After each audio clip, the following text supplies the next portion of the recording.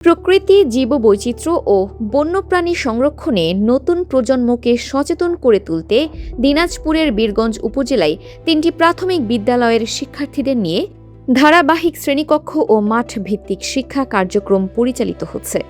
National geographic সোসাইটির আর্থিক সহায়তায় comprehensive nature learning to activate school children প্রকল্পের উদ্যোগে সিংড়া জাতীয় উদ্যানে ৬ দিনব্যাপী পৃথকভাবে ৬টি ফিল্ড ট্রিপ অনুষ্ঠিত হয়েছে।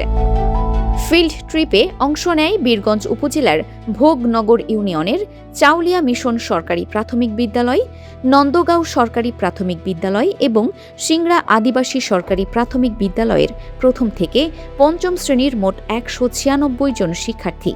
শ্রেণীভিত্তিক প্রয়োজন ও বয়স বিবেচনায় শিক্ষার্থীদের জন্য পৃথক কর্মসূচির আয়োজন করা হয়। শিক্ষার্থীরা ফিল্ড ট্রিপে পাখি ও অন্যান্য বন্যপ্রাণী পর্যবেক্ষণ করে এবং তাদের খাদ্যাভ্যাস, পরিবেশের ভূমিকা, জীববৈচিত্র্যের গুরুত্ব ও বিদ্যমান হুমকি সম্পর্কে জ্ঞান লাভ করে। ট্রিপগুলোতে বিদ্যালয়ের শিক্ষক এবং প্রকল্প কর্মকর্তারা উপস্থিত ছিলেন।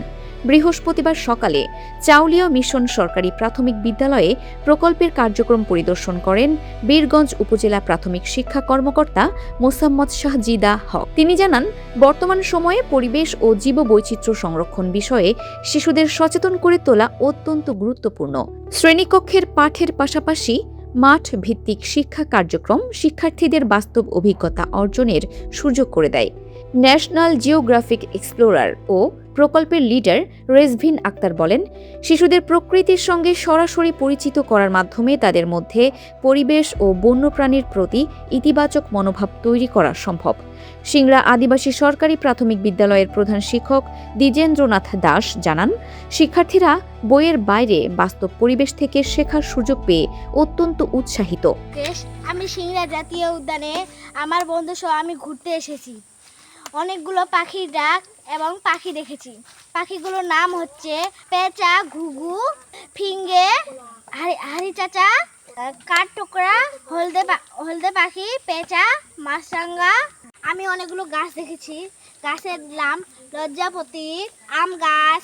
আমাদের বন্ধু সহ ঘুরতে এসেছি, অনেক মজা করেছি। আমি comprehensive nature learning to activate school children নামে প্রজেক্টটাতে আছি, যেটা ন্যাশনাল জিওগ্রাফিক সোসাইটি থেকে সার্বিক সহযোগিতায় আমরা এই প্রকল্পটা পরিচালনা করতেছি এবং আমি এই প্রকল্পে অ্যাওয়ারনেস অ্যান্ড এডুকেশন অফিসার হিসেবে আছি।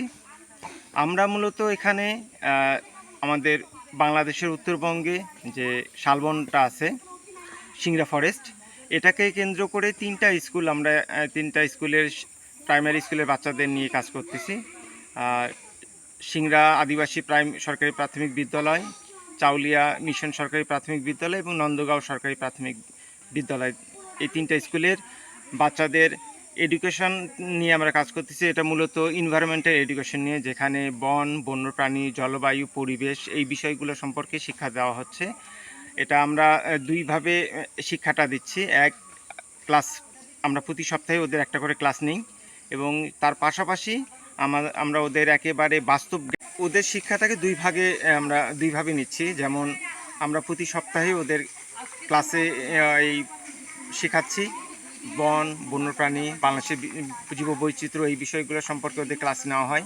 ওদের জন্যে আমাদের জীববৈচিত্র্য নামে আমরা দুই ভাগে ভাগ করা দুইটা বই প্রকাশ ওদের হাতে তুলে দিয়েছি। যেমন ক্লাস 1 থেকে 2 এর জন্য একরকম, আবার ক্লাস 3 থেকে ক্লাস 5 পর্যন্ত ওদের জন্য একটা বই। তো ওই বইগুলোতে আমরা যেটা পড়াচ্ছি, বন্যপ্রাণীর পরিচিতি, তারপরে তারা আমাদের পরিবেশের সাথে কিভাবে উপকার করতেছে, কিভাবে আমাদের কাজে লাগতেছে এবং সেটা সংরক্ষণ করতে পারলে আমাদের কি উপকার হবে, আর কোনো কারণে যদি আমরা সংরক্ষণ করতে না পারি তাতে আমাদের কি ক্ষতিটা হবে। তারপরে এই বিষয়গুলো, ওদের জীববৈচিত্র্যের যে গুরুত্বটা আছে, এই বিষয়গুলো নিয়ে ওদের ক্লাসে আমরা শিক্ষাটা দেই। এবং সেই সাথে বাস্তব জ্ঞানের জন্যে আমরা এই যে আমাদের পার্শ্ববর্তী সিংড়া ফরেস্টটা আছে, সিংড়া জাতীয় উদ্যান, এখানেও আমরা ওদের নিয়ে আসছি। এর আগেও আসছি, আজকেও আবার আসছি আমরা এই সিংড়া ফরেস্টের গাছপালা চেনানোর জন্যে। তারপর এখানকার এই পশু পাখি কেমন কি আছে, কোন পাখিটা বা কোন পশু পাখিটা আমাদের কীভাবে উপকার করতেছে, এটা যদি আমরা বাস্তবে দেখাইতে পারি, এই জ্ঞানটা ওদের আরও বেশি মনে থাকবে। আমরা এই বছর 2026 জানুয়ারি থেকে আমরা ক্লাস শুরু করছি। 18 মাস মেয়াদী এই প্রকল্পটির যাত্রা শুরু হয় 2025 সালের জুন মাসে। প্রকল্পটি স্থানীয় বাঙালি ও আদিবাসী সাঁওতাল সম্প্রদায়ের শিক্ষার্থীদের নিয়ে কাজ করছে। এখন পর্যন্ত প্রকল্পের আওতায় 96টিরও বেশি শ্রেণীভিত্তিক শিক্ষা সেশন এবং 12টিরও বেশি ফিল্ড ট্রিপ পরিচালিত হয়েছে। শ্রেণীভিত্তিক সেশনগুলোতে বিষয়ভিত্তিক উপস্থাপনা, কুইজ ও শিক্ষামূলক গেম পরিচালনা করা হয়। তো আজকে আমি যে ক্লাসটা দেখলাম প্রকৃতি শিক্ষা আর কি, তো ওনাদের যে প্রজেক্টটা ন্যাশনাল জিওগ্রাফি সোসাইটি আচ্ছা ফান্ডিংয়ে যে প্রোগ্রামটা, এটা আমার জানা ছিল কিন্তু এইভাবে আমি আসলে আসিনি, মানে দেখিনি প্রজেক্টটা চলছে বা এটা আমি জানি। তো যেটা ক্লাস অনেকটা সময় ধরে আমি দেখলাম, আসলে স্পেশালি একটা প্রকৃতি শিক্ষার যে বিষয়গুলো বাচ্চাদের মধ্যে দিচ্ছে, তো বাচ্চারাদের অনেক সক্রিয় দেখলাম। আর একই সাথে আমি শিক্ষকদের সাথেও কিছুটা আগে আলোচনা করে নিয়েছি যে আসলে শিশুরা কী ধরনের করছে, যেহেতু প্রায় 6 মাস বা ধরে এই ক্লাসটা চলছে। ওনারাও বলছে না বাচ্চারা খুব আগ্রহী, মানে শিক্ষকরা তো সবচেয়ে ভালো, যেহেতু তারা রেগুলার দেখে বাচ্চাদের, তো তারাও বললো যে না শিশুরা খুবই আগ্রহী এবং তারা খুব আনন্দের সাথে এটা শিখছে। এবং সেই কারণে আমাদের বা স্কুলে উপস্থিতিটাও একটা ভালো আসে। এবং যেখানে দেখা যাচ্ছে যে আমাদের আসলে মূলত কাজটা 3, 4, 5কে বেশি টার্গেট করেছিল, এক্ষেত্রে আমরা দেখতে পেলাম যে প্রাক 1, 2 এই বাচ্চাগুলোও কিন্তু আসতেছে, মানে ওরা ওদের মধ্যে একটা প্রভাব পড়ছে যে ওরাও আশা করছে যে ভালো কিছু শিখছে, মানে বা প্রকৃতির প্রতি আগ্রহী হচ্ছে।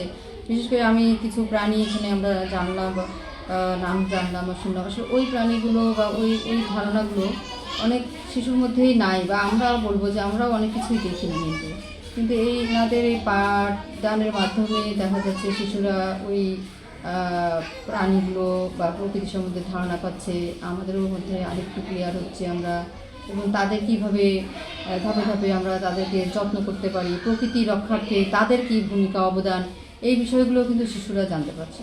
তো এই ক্ষেত্রে আমি মনে করি যে অবশ্যই শিশুরা উপকৃত হচ্ছে এবং তাদের মধ্যে একটা আগ্রহ তৈরি হবে, এবং ভবিষ্যতে আমাদের এই প্রকৃতি রক্ষার কারণে তারা তাদের নিজের আগ্রহ জায়গা তৈরি হলে সেটা তারা নিজেদেরকে সেই জায়গায় নিয়ে যেতে পারবে, এবং তা আমাদের জন্য দেশ ও দেশের জন্য একটা মনে করি যে একটা ভালো কিছু হবে, এটাই আমার মনে হয়।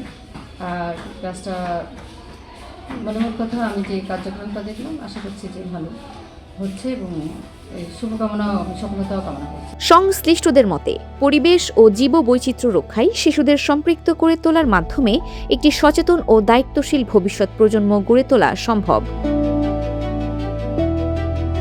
ফারহানা নিজাম, দিনাজপুর টিভি।